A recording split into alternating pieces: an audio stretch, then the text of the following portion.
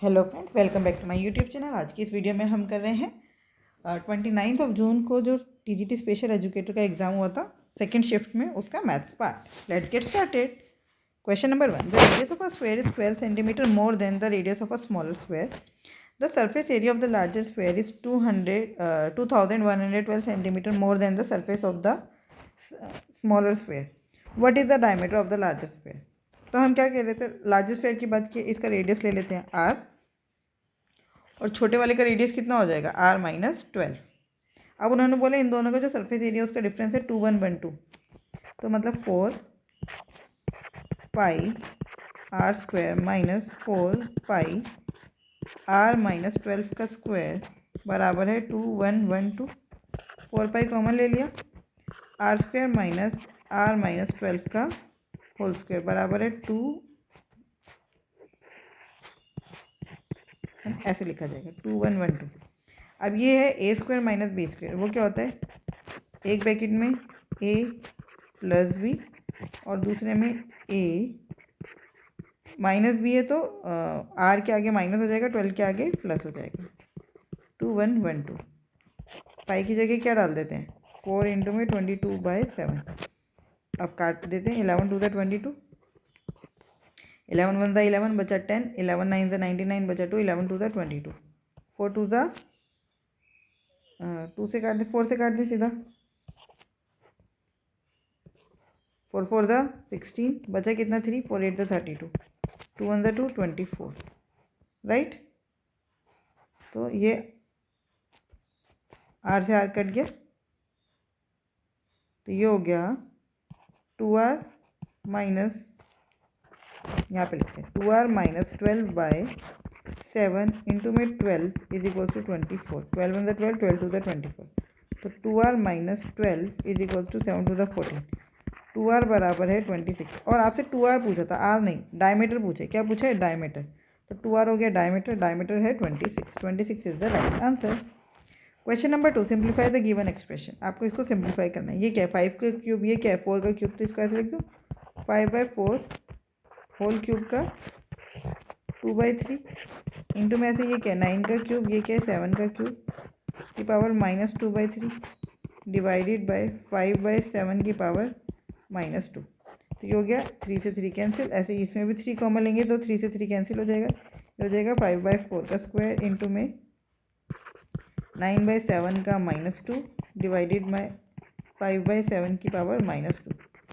तो हम क्या करते हैं, ये पावर सेम कर लेते हैं, माइनस है ना, तो माइनस को माइनस हटाने के लिए क्या करना पड़ेगा, रेसिप्रोकल। तो ये हो गया 5/4 का स्क्वायर इंटू में 7/9 डिवाइडेड बाय 7/5 का स्क्वायर। अब आपको पता है पावर अगर सेम है तो जैसे a की पावर m इंटू में b की पावर m, तो वो क्या होता है a इंटू में b की पावर m। तो ऐसे ही ये क्या हो जाएगा 5/4 इंटू में 7/9 इंटू में इंटू नहीं डिवाइड 7/5 पूरे का स्क्वायर। तो डिवाइड को मल्टीप्लाई में चेंज करने के लिए क्या करना पड़ेगा, इसको क्रॉस मल्टीप्लाई कर दो इंटू में 5/7, 7 से 7 कट गया, 5 5 ज़ा 25, 9 4 ज़ा 36 का स्क्वायर। तो 25 का स्क्वायर कितना होता है 625, 36 का स्क्वायर कितना होता है 1296। First one is the right answer. Question number 2, the average of the square of first 145 natural number is. हमें पता है sum of square of n natural number क्या होता है, n इंटू n+1 2n+1/6। ठीक है, अगर हमें एवरेज निकालना है तो n से डिवाइड करना पड़ेगा, हमने कर दिया डिवाइड, n से n कट गया, तो ये क्या है, अब ये जो बचा ये क्या है एवरेज, बस n की जगह कितना आ जाएगा 145, 145 + 1 146 इंटू में 145 टू ज़ा 290, 290 + 1 291/6, 2 3 ज़ा 6, 2 7 ज़ा 14, 2 3 ज़ा 6, 3 1 ज़ा 3, 3 9 ज़ा 27 बचा 2, 3 7 ज़ा 21। अब देखिए 7 3 ज़ा यूनिट डिजिट, देखिए 7 3 ज़ा 21, 1 आएगा यूनिट में, यूनिट डिजिट 1 कहाँ दिख रहा है, सिर्फ यही आंसर है। क्वेश्चन नंबर 4, ये जो क्वेश्चन है ये पूरा नहीं दिया, इसलिए हम इसको नहीं कर सकते हैं, गड़बड़ है इस क्वेश्चन में, जो पेपर्स अपलोड हुए हैं उसमें पूरा नहीं है। क्वेश्चन नंबर 5, ये क्वेश्चन बहुत ज़्यादा आ रहा है, तो ये क्वेश्चन सभी पेपर में आने की पूरी उम्मीद है। Gopal purchase ₹10 kg of rice eight the rate of 38 पर kg, तो ये कितने का हो गया 380 का। And 31 kg of rice at ₹45 per kg। तो ये हो गया 31 × 45। तो कैसे मल्टीप्लाई करेंगे? 5 1 5, फिर 4 1 4, 5 3 15, कितना हो गया? 15 और 4 19 का 1, फिर 4 3 12 और 1 13, 1395। तो टोटल सीपी कितना है? 5, 9 और 8 17 का 1, 3 और 3 6 7, 1775 का क्या है सीपी। सेलिंग प्राइस कितना है? 42 इंटू में 41 है ना। इसमें भी ऐसे मल्टीप्लाई कर दो। 2 1 2, 4 2 8, 4 1 4, 8 4 12 का 1, 4 4 16 और 1 17, 1722 ये है सेलिंग प्राइस। तो कितने का लॉस हो रहा है? 5 में से 2 गया 3, 7 में से 2 गया 5, 53 का लॉस हो रहा है। समझ आया मैंने कैसे मल्टीप्लाई करा था? फटाफट 42 इंटू 41, पहले 2 1 2, फिर 4 2 8 और 4 1 4, इन दोनों को ऐड कर दो। 8 4 12 का 1 कैरी, फिर बाहर वालों को बाहर वाले के साथ, 4 4 16 और 1 17। ठीक, यहाँ पे 70। ठीक है। Question number 6, the amount on a sum of ₹4400 at 20% per annum compound interest compounded annually in 2 years will be. 20% का मतलब है 1/5 है ना। तो हम लिख देते हैं अमाउंट क्या होता है? P इंटू में 1 + R/100 की पावर T। तो P कितना है? 4400। 1 + 20/100 मतलब 1/5 की पावर 2, 5 1 5 और 1 6/5 की पावर 2। ये हो गया 4400 इंटू में 6 का स्क्वायर 36, 5 का स्क्वायर 25 और 25 4 होता है 100। तो अब आपका आंसर कितना आया? 4 4 16, मतलब यूनिट डिजिट कितना आया? 6, 6 6 36, मतलब आपका यूनिट डिजिट आएगा 6। 6 कहाँ दिख रहा है? यहाँ पर। यही आंसर है और कोई हो नहीं सकता। क्वेश्चन नंबर 7, ये भी इनकम्प्लीट है। अगर कंप्लीट होता तो हम इसको कर पाते। वैसे टाइम एंड वर्क का है। अगर जो क्वेश्चन यहाँ पे लिखा है, मतलब ये जब इसका मैंने स्क्रीनशॉट करके इसको वो किया था, क्वेश्चन एक्सेप्ट किया था, तो उसने मतलब ये इस तरह से उसने इसको चेंज कर दिया, बट क्वेश्चन ये नहीं है, तो ये क्वेश्चन पूरा नहीं है। लेकिन अगर उन्होंने इतना सा पूछा होता, ए और बी जो है, जो यहाँ पे लिखा है, अगर वही पूछा होता तो कितना हो जाता? 1/3 काम करने में 5 दिन लगते हैं, तो पूरा काम करने में कितने लगेंगे? 5 × 3 15 डेज। लेकिन कुछ और पूछना चाह रहे थे वो, जो इसमें पूरा है नहीं।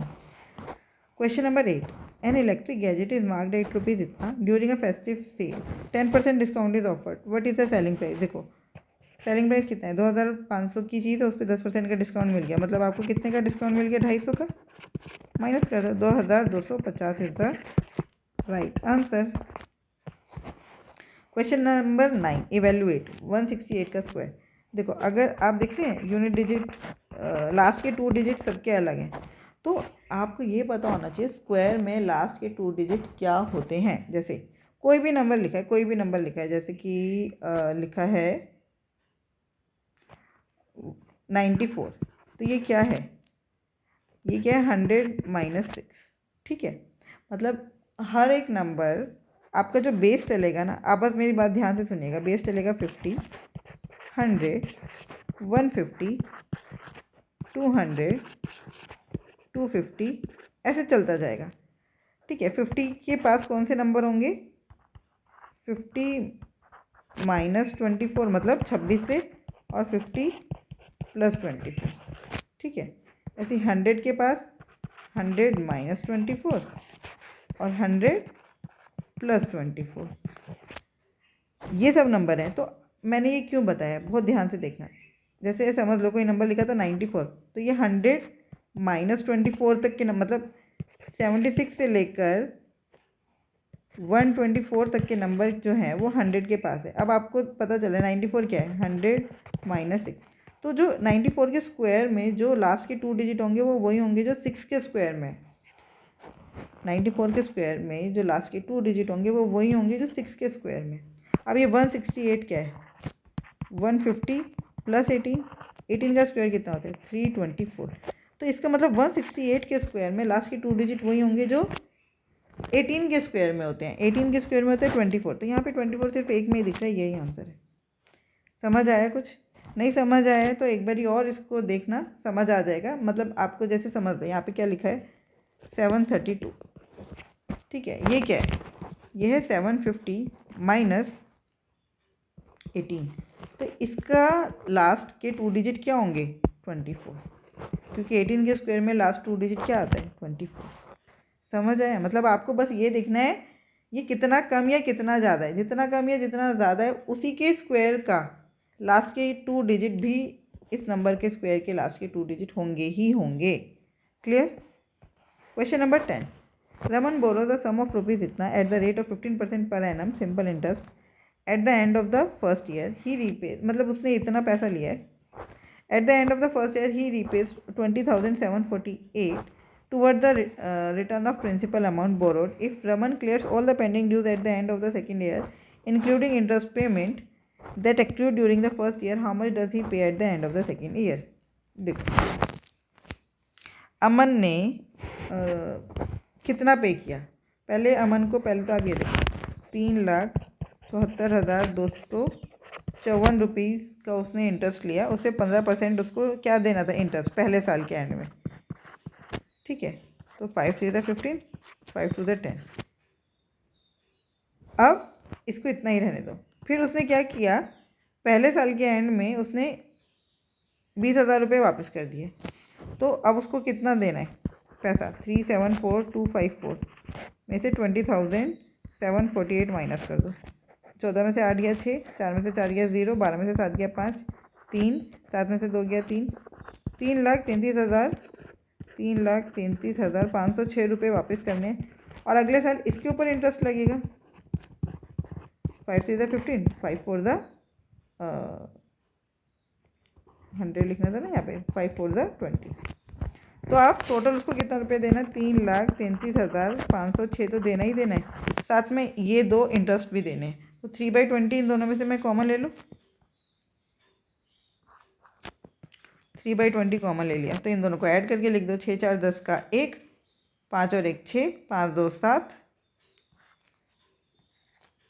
5 और 1 6, 5 2 7, 4 3 7, 7 3 10 का 1, 3 और 3 6 और 1 7, बस 0 से 0 कैंसिल। कितना हो गया ये, 2 3 ज़ा 6, 2 5 ज़ा 10, 2 3 ज़ा 6, 2 8 ज़ा 16, 2 8 ज़ा 16। ठीक है, अब देखिए यूनिट डिजिट सबका अलग है, यहाँ पे आ रहा है 6, 8 3 ज़ा 24, यहाँ पे आ रहा है 4, 6 4 10 का मतलब 0 आएगा, यूनिट डिजिट आपका क्या आएगा 0, ये सिर्फ सेकंड में ही है, यही आंसर है। समझ आया? क्लियर है? Question number 11, Anika has to reach Coimbatore which is 793 kilometre away in 17 hours. His starting speed for 8 hours was 40 km per hour. For the next 74 km, his speed was 37 km per hour. By what speed must he travel so as to reach Coimbatore in the decided time of 17 hours? तो देखो इसमें क्या बताया, अनिका को कहाँ जाना था, कोयम्बटूर, जो 793 किलोमीटर दूर है, 17 घंटे में वो पहुँचना चाह रही थी। शुरुआत में उसने स्पीड रखी अपनी 40 किलोमीटर प्रति घंटा, कितने, 8 घंटे के लिए। तो उसने डिस्टेंस कितना कवर कर लिया, 8 4 ज़ा 32। डिस्टेंस क्या होता है, speed into time, 320 kilometre cover हो गया, 74 किलोमीटर भी कवर हो गया। ठीक है, तो टोटल कितना डिस्टेंस कवर हो गया, 394 किलोमीटर डिस्टेंस कवर हो गया। कितने में से, 793 में से। तो अभी उसको कवर कितना करना है, 13 में से 4 गया 9, 18 में से 9 गया 9, 6 में से 3 गया, 399 किलोमीटर अभी भी कवर करना रहता है, राइट। और उसका टाइम कितना लग चुका है, यहाँ पे 8 घंटे लग चुके हैं, यहाँ पे 74 किलोमीटर 37 की स्पीड से, तो ये हो गया 2 घंटे, 8 और 2 10 घंटे लग चुके हैं। अब उसको कितनी देर में पहुँचना था, 17 घंटे में, 10 घंटे वो बिता चुकी है, तो बचे कितने, 7, है ना। तो स्पीड क्या होता है, डिस्टेंस अपन में टाइम, तो डिस्टेंस ये है, टाइम ये है, काट दो, 7 5 ज़ा 35 बचा 4 7 7 ज़ा 49, 57 kilometre per hour is the right answer. Question number 12, if 43% of the first number is equals to 7/8 of the second number. देखो 43% of first number is equals to 7/8 of the second number, then what is the ratio of first number to the second number, x/y निकालना है। 7/8 into में 100/43, 4 2 ज़ा 8, 4 25 ज़ा 100, 25 7 ज़ा 25 5 ज़ा होता है 125, उसमें 50 और जोड़ दो, तो 175 अपॉन में 3 2 ज़ा 6, 4 2 ज़ा 8, 175 ratio 86 is the right answer. Question number 13. If 37% of the first number is equal to 37% of first number is equal to 8 ninth of the same to same ऊपर वाला क्वेश्चन है. 37% ऑफ x बराबर है 8/9 of y. तो बस x/y निकालना is equal to 8/9 into में 100/37. कुछ भी कैंसिल आउट नहीं हो रहा. आंसर आएगा 800 रेशो समथिंग. अब मैं मल्टीप्लाई नहीं करूँगी. 800 सिर्फ एक में ही दिख रहा है. ये रहा. 4th is the right answer. Question number 14. ये हमें एक चार्ट दिया है. हमें क्या बताना है. What is the ratio of the number of students appearing for the aptitude test from town E to town A. E का पहले लिखना है, ए का बाद में. 35 ratio 40. 5 7 35, 5 8 40, 7 ratio 8 is the right answer. Question number 15. A person borrows rupees 44,800 at 25% compound interest per year, compounded annually. At the end of every year, he pays rupees 2,000 as part payment. How much does he still owe after 2 such installments? 2,000 उसने 2 बारी भर दिया. कितना भर दिया इसका मतलब एक तरह से उसने 4,000 भर दिया. ठीक है.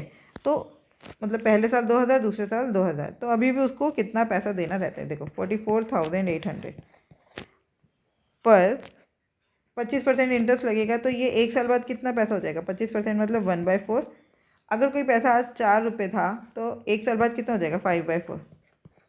ये कितना हो गया. 5/4. 4 1 4, 4 1 4, 4 2 ये हो गया 0 0. 5 में से 2 गया. 5 2 10 का 1 6, 5 1 5. 56,000 रुपये उसको देना. तो उसमें से उसने कितना दे दिया. 2,000 दे दिया. तो बचा कितना. 54,000. अब 54,000 पर फिर 25% इंटरेस्ट लग जाएगा.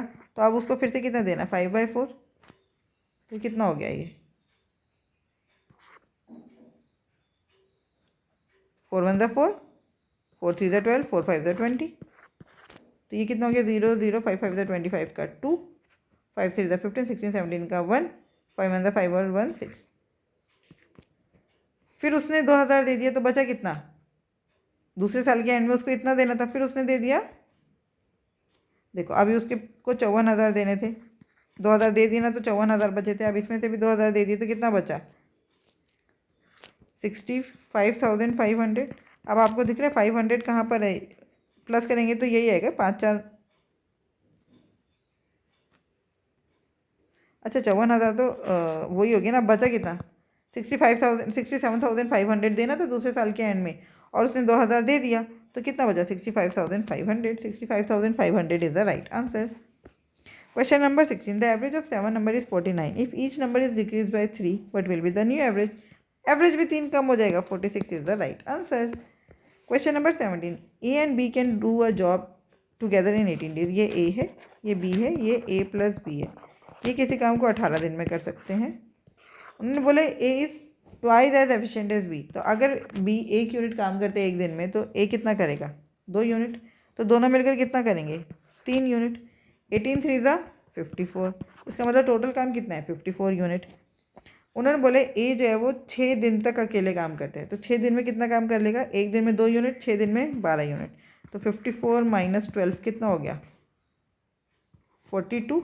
अब कितना काम बचा है. 42. और ये काम कौन कर रहे हैं. दोनों मिलकर. 42/3. 3 1 3, 3 4 12. दोनों को मिलकर कितने दिन लगेंगे. 14 दिन. ए ने कितने दिन काम कर दिया. 6 दिन. तो हमसे पूछा गया है how long will it take to finish the job.